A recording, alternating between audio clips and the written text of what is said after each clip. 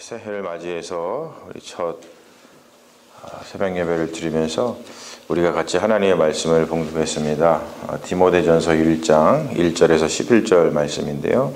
우리 이 말씀 가지고 거짓 가르침과 바른 복음, 거짓 가르침과 바른 복음이라고 하는 제목으로 하나님의 말씀 증거하겠습니다.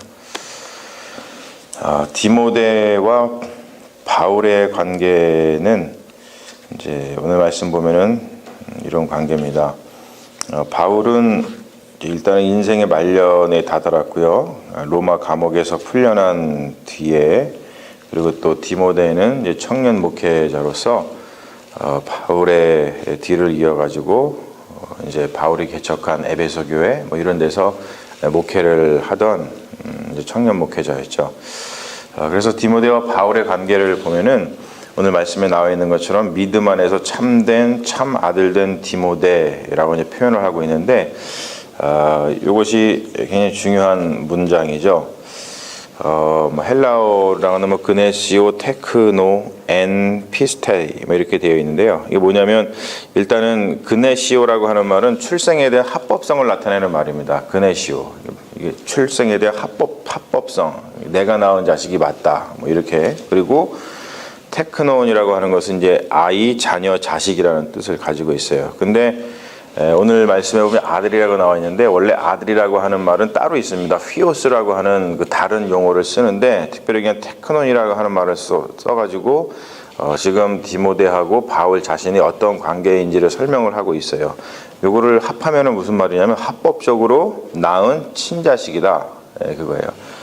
여기까지만 보면은 바울이 결혼해가지고 낳은 자식이 디모데구나 이렇게 생각할 수 있는데, 그것이 아니라 거기에 또 몇 문장이 붙죠. 두 문장이 n하고 피스테이, 뭐냐면 육체적으로 낳은 자식이 아니라 n, in, 피스테이, faith, in faith, 믿음 안에서 낳은 자식이다. 그래서 이거를 다 합쳐가지고 보면은 무슨 말이냐면 디모데는 바울이 믿음 안에서 합법적으로 낳은 친자식이다, 그런 뜻입니다. 굉장히 중요한 의미를 가지고 있는데요. 이게 무슨 뜻인가는 오늘 말씀을 쭉 같이 나눠보고서 제일 마지막에 다시 한번 살펴보겠습니다. 그런 디모데에게 바울이 복을 빌고 있죠. 뭐라고 빌고 있냐면 하나님 아버지와 그리스도 예수 우리 주께로부터 은혜, 그레이스와 긍휼, mercy, 그것과 평강, peace, 이것이 내게 있을지어다. 그렇습니다. 여러분, 최고의 복입니다. 인간이 인간에게 빌 수 있는 최고의 복된 말을 지금 하고 있는 거예요. 여러분, 우리가 이 말을 하도 들어서 또는 우리가 아무런 생각 없이 그냥 별 생각 없이 막 써서 그렇지 정말로 놀라운 축복이죠. 하나님, 아버지 하나님과 우리 주 예수 그리스도께로부터 오는 은혜와 긍휼과 평강이 내게 있을지어다.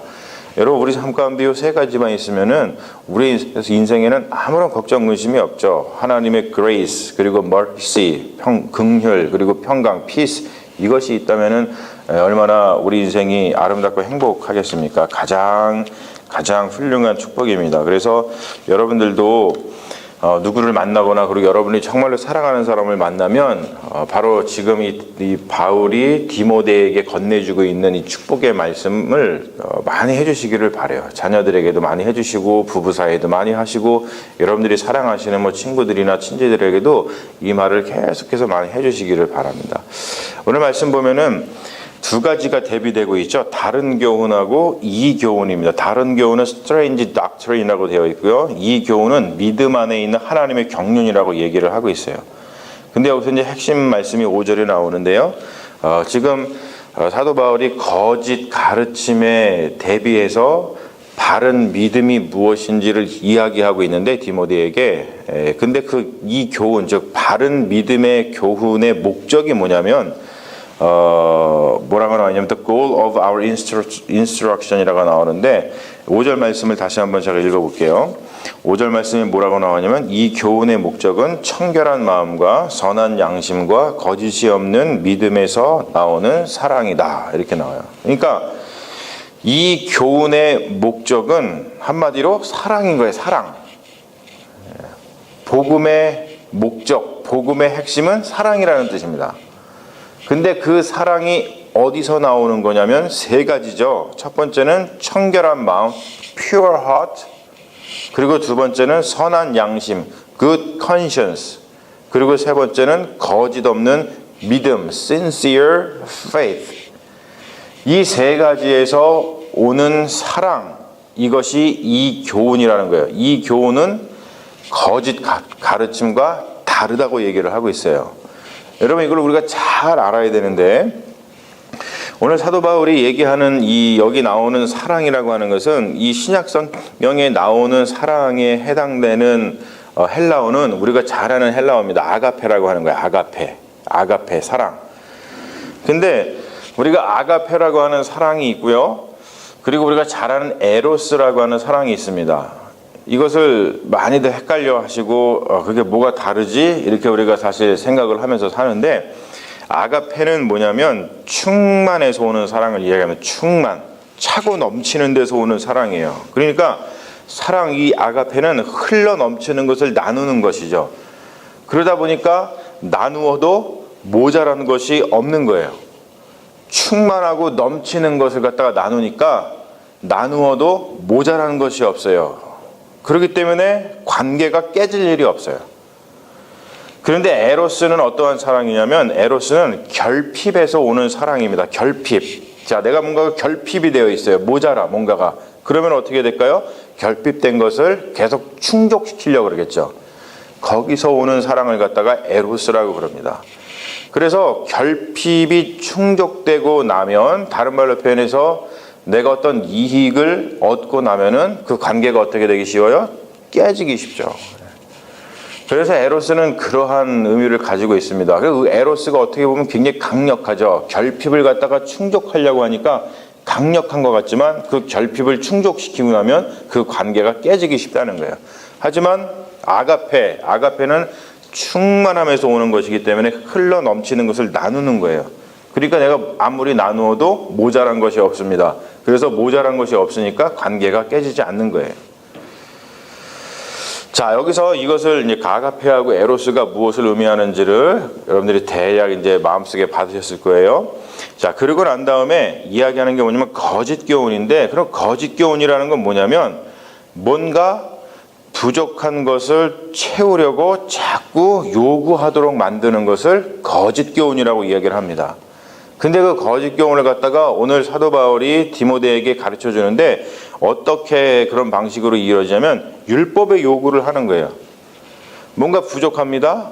그 부족한 것을 채우려면 율법을 지켜. 이런 율법인데 이런 율법을 지키면은 이게 채워져 라고 하면서 율법의 요구를 자꾸 하는 거예요. 그래서 뭔가 부족한 것을 채우려고 하는 그런 욕구를 불러일으킨다는 것이죠. 그게 거짓 교훈입니다. 죄라고 하는 것은 뭐냐면, 우리가 잘 아는 거 어거스틴의 정의에 의하면 죄는 결핍을 이야기해요. 결핍. 뭔가가 부족한 상태예요.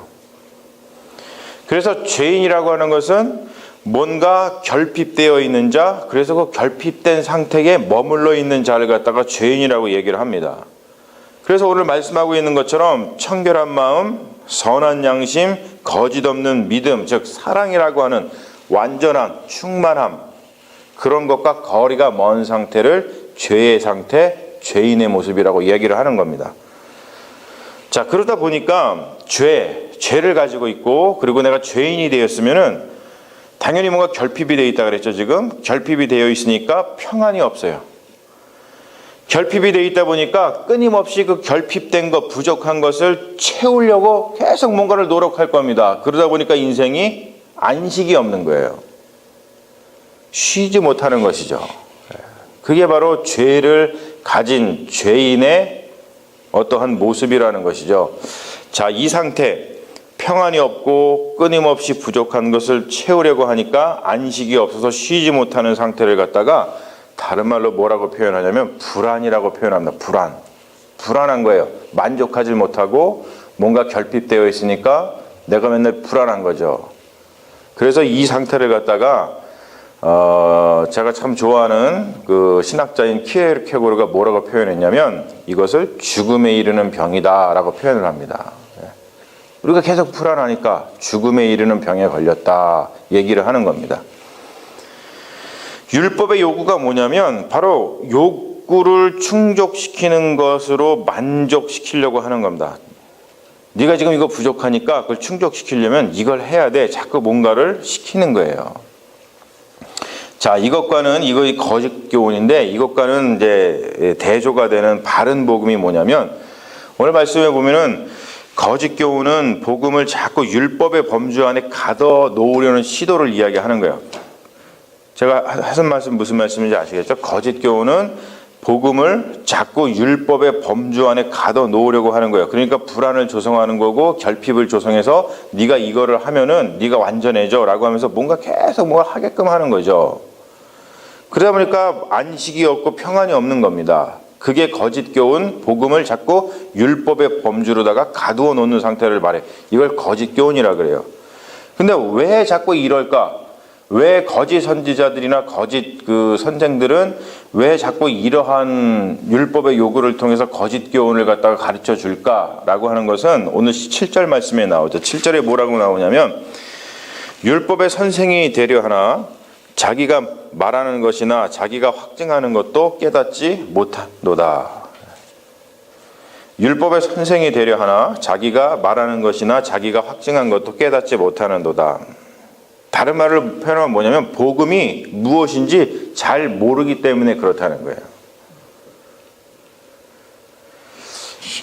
지금 사도 바울이 자신의 참된 자식 같은 아들 같은 디모데에게 지금 복음이 무엇인지를 다시 한번 얘기를 해주고 있는 건데 복음이라는 것은 율법이 아니라 율법의 완성인 사랑이라고 얘기를 하는 거예요. 복음은 사랑이다. 율법이 아니다. 율법의 완성인 사랑이다. 그리고 또 율법은 어떠한 교훈이라든지 도덕이 아니라는 겁니다. 그리고 중요하죠. 복음은 그리스도 안에 나타난 하나님의 의라는 것을 가르쳐주고 있어요. 그래서 복음이라고 하는 것은 어떤 율법이라든지 체계가 아니라 복음은 예수 그리스도다라고 얘기를 하고 있는 거예요. 여러분 이건 굉장히 중요한 사실입니다. 그리스도인은 예수의 가르침에 주목하는 것이 아니에요. 그것이 아니라 예수 그리스도 자체에 주목합니다. 여러분 이게 다른 종교와 우리 기독교하고 다른 가장 중요한 차이점입니다. 이거를 반드시 우리가 알고 있어야 돼요. 반드시. 그리스도인은 예수의 가르침에 주목하는 것이 아니라 예수 그리스도 자체, 그 인물, 그 존재, 그 자체에 주목을 하거든요. 우리가 잘 알다시피 다른 종교, 특별히 이제 불교라든지 뭐 이슬람교, 이게 뭐 세계의 가장 유명하고 중요한 종교 중에 하나인데 불교 같은 경우도 어디에 주목을 하죠? 붓다의 가르침에 주목을 하지 붓다라고 하는 그 인물에 주목하지 않습니다. 여러분 잘 아시죠? 그리고 이슬람 같은 경우도 610년에 무함마드라고 하는 사람을 통해서 주어졌다고 하는 그 쿠란이라고 하는 그 가르침에 주목을 하지 무함마드라고 하는 그 인물에 주목하지 않습니다. 그러다 보니까 특히 꾸란 같은 거를 보면요, 거기에는 스토리가 없어요. 스토리. 꾸란이 114장 6219절로 이루어져 있거든요. 114장 6219절. 거기에는 스토리가 없습니다. 그냥 다 교훈이 있어요. 가르침만 있어요. 근데 여러분 우리가 알다시피 성경은 굳이 장과 절로 나눈다면 구약은 929장 그리고 신약은 260장 합쳐가지고 1189장이에요. 그리고 절수는 구약은 23,026절이고요. 신약은 7,957절입니다. 합치면은 30,993절이에요. 그런데 이거는요, 우리가 그렇게 얘기하는 것 뿐입니다. 원래 신약 성경, 구약 성경은 원래 장절이 없어요. 왜 없는지 아세요? 구약과 신약은 다 뭘로 되어 있냐면 스토리로 되어 있기 때문에 그래요. 스토리를 어디서 어떻게 끊습니까? 그냥 스토리는 그냥 스토리지. 근데 구약과 신약이 왜 스토리로 되어 있는지 아십니까? 제가 지금 말씀드렸듯이 꾸란 같은 경우는, 이슬람 같은 경우는 그냥 가르침으로 되어 있으니까 장절로 처음부터 구분해가지고 교훈과 가르침을 주고 있지만 우리는 누구에게 주목한다고요? 한 인물, 존재, 사람에게 집중을 하기 때문에, 즉 예수 그리스도에게 집중을 하기 때문에 스토리가 나오는 거예요. 스토리가. 여러분, 한 사람을 표현할 때 스토리로 표현할 수밖에 없잖아요. 그렇죠? 그래서 구약과 신약은 원래 장절이 없고 그렇게 스토리가 많은 겁니다. 다른 성경, 다른 종교와 가장 다른, 두드러지게 다른 것이 바로 이런 것이라는 것이죠. 꾸란 같은 경우도 그래서 보면은 2장 190절에 이런 말씀이 있어요. 꾸란의 말씀입니다. 뭐라고 나오냐면 이런 말이에요. 먼저 공격하지 마라. 알라는 공격하는 자들을 사랑하지 않으시니라. 이게 꾸란의 가르침이에요. 근데 우리가 보면 이슬람도 엄청 공격하잖아요. 근데 그들이 왜 공격할까요? 자기들이 공격당했다고 생각하기 때문에 그런 거예요. 이런 식의 가르침만 있습니다. 스토리가 전혀 없어요. 전혀. 근데 우리 그리스도교, 기독교의 성경은 다 스토리죠. 여러분, 우리가 오늘 읽은 디모데서도요, 이게 뭐죠? 편지입니다. 편지. 편지는 사람이 사람한테 보내는 거예요. 이걸 굉장히 중요시 여겨야 됩니다. 자, 그래서 교훈의 목적이 사랑인 이유가 뭐냐면, 우리가 알고 있는, 우리가 들은 복음이 한 존재, 예수 그리스도에게 집중하기 때문에 그래요. 그래서 교훈의 목적이 사랑인 겁니다. 그렇기 때문에 복음은 본질적으로 교제, 친교, 펠로우십을 이야기를 해요. 복음은 본질적으로 친교입니다. 교제입니다. 누구와? 예수 그리스도와. 그게 복음이에요. 그러니까 많은 사람들이 잘못 생각하는 게 뭐냐면, 기독교의 복음은 예수님이 가르쳐준 어떠한 교훈, 이거를 복음이라고 생각하거든요. 그렇지 않아요. 기독교의 복음은 예수님이 가르쳐준 어떠한 교훈이 아니라 누구요? 예수 그리스도 자체가 복음인 겁니다. 그렇기 때문에 그 복음을 받아들인다는 것은 뭐냐면 예수 그리스도와 교제 안에 들어가는 거예요. 친교 안에 들어가는 거예요. 그래서 이 교회라고 하는 것은 본질적으로 예수 그리스도와의 친교 공동체인 겁니다. 자, 존재, 예수 그리스도라고 하는 존재, 그리고 존재, 우리라고 하는 존재의 친교의 처음과 끝이 무엇이겠어요? 존재와 존재가 만나면은 거기에 뭐가 발생하죠? 사랑이 발생하죠. 사랑. 친교 사이에 율법이 필요합니까? 친교 사이에는 율법이 필요하지 않아요. 친교 사이에서는 오직 사랑만 필요한 겁니다. 그래서 친교에 필요한 것은 지금 사도 바울이 얘기하고 있듯이 청결한 마음, 선한 양심, 거짓 없는 믿음, 거기에서 오는 사랑만이 필요하다라는 것을 지금 강조하고 있는 것을 우리가 볼 수 있죠. 그래서 사랑하는 여러분, 우리가 하는 모든 일은 그리스도와의 친교, 즉 그리스도와의 일치라 그러죠. 유니티, 그리스도와 친교를 하는 거예요. 일티, 유니티, 그리스도의 친교에서 오는, 거기에서 흘러나오는 그 사랑의 충만함, 흘러넘치는 사랑으로 하는 것이 우리가 하는 일이라는 거죠. 교회는 무슨 일을 하는 것이 아니라 흘러넘치는 사랑을 그냥 나누는 곳입니다. 그것을 다른 말로 표현해서 선교라 그러는 거죠. 우리는 선교를 자꾸 다른 뭔가 일하는 걸로 생각을 하는데, 선교는 그런 게 아닙니다. 흘러넘치는 사랑을 그냥 나누는 거예요. 예수 그리스도와 사랑을 나누었더니 거기서 뭔가가 사랑이 흘러넘쳐요. 그러면 그 사랑이 흘러넘치는 것을 나누는 것, 그것을 갖다가 선교라고 얘기를 하는 거죠.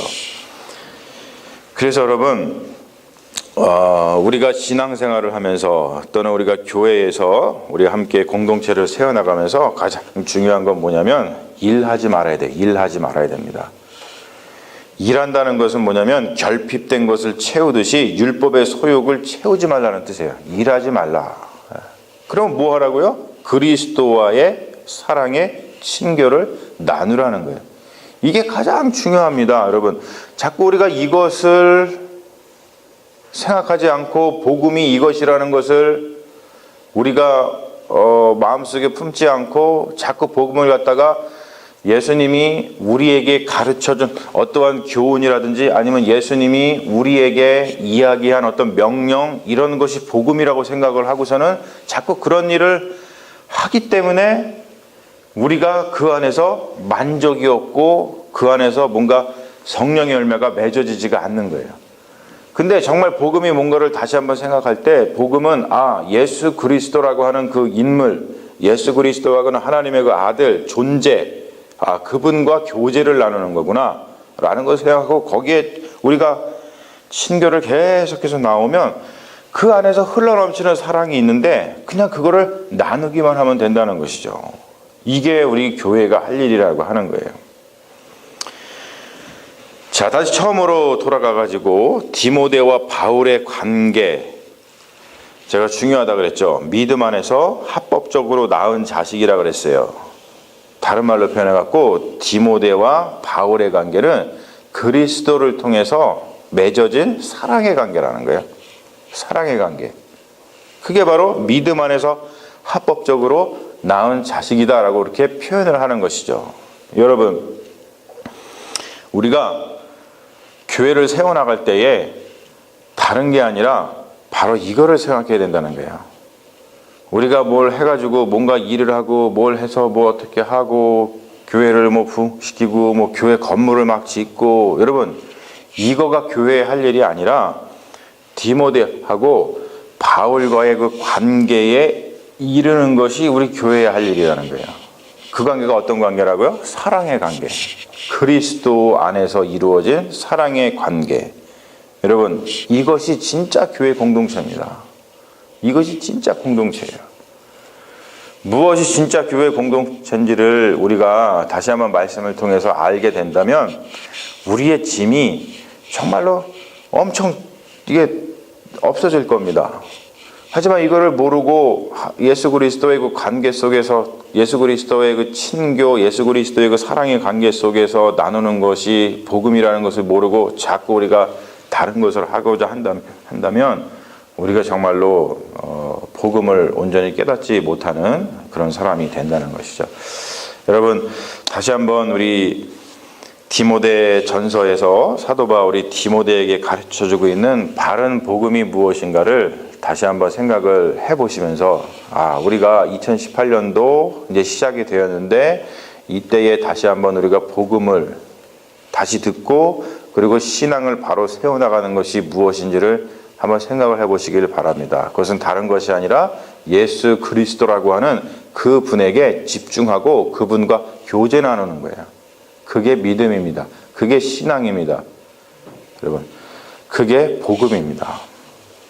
그 복음을 잃지 마시고 날마다 예수 그리스도의 친교 안에 거하셔서 거기에서 흘러나오는 사랑으로 나누면서 살아가시는 믿음의 자녀들 되시기를 주님의 이름으로 축원합니다. 아멘. 우리 잠시 기도하겠습니다. 아버지 하나님, 오늘 새해 첫 새벽 예배를 맞이해서 주님 앞에 나온 당신의 종들 복내려 주옵소서. 무엇보다도 사도 바울이 디모데에게 했던 그 놀라운 복이 동일하게 임하게 하여 주셔서 하나님 아버지와 그리스도 예수 우리 주께로부터 은혜와 긍휼과 평강이 오늘 이 자리에 나온 모든 이들에게 넘치게 될 줄로 믿습니다. 주님, 오늘 말씀을 함께 나누면서 디모데전서의 귀한 말씀, 다시 한번 복음이 무엇인가를 생각하면서 복음이라고 하는 것은 우리 주 예수 그리스도에게 집중하는 것이고 예수 그리스도와의 사랑의 친교라는 것을 다시 한번 기억하게 하여 주셔서 우리가 다른 일을 하는데 우리의 에너지를 쓰는 것이 아니라 바로 예수 그리스도에게 집중하는데 우리의 모든 에너지를 쓰게 하시고, 그리고 그 관계 속에서 성령의 충만한 가운데서 흘러나오는 사랑의 나눔을 통해서 주님의 몸된 교회를 세워나가고 세상에 나아가서 주님께서 우리에게 맡겨주신 사명을 감당하는 믿음의 자녀들 되게 하여 주시옵시고, 오직 예수 그리스도와의 친교를 통해서 그 관계에 도달하기까지 디모데와 사도 바울이 도달했던 바로 그 친교의 사랑의 관계에 도달하기까지 우리 교회 공동체가 더욱더 뜨겁게 예수 그리스도 안에서 사랑하는 공동체 되게 하여 주시옵소서. 감사드리며 우리를 구원하신 예수님 이름 받들어 기도합니다. 아멘. 믿습니다. 우리 함께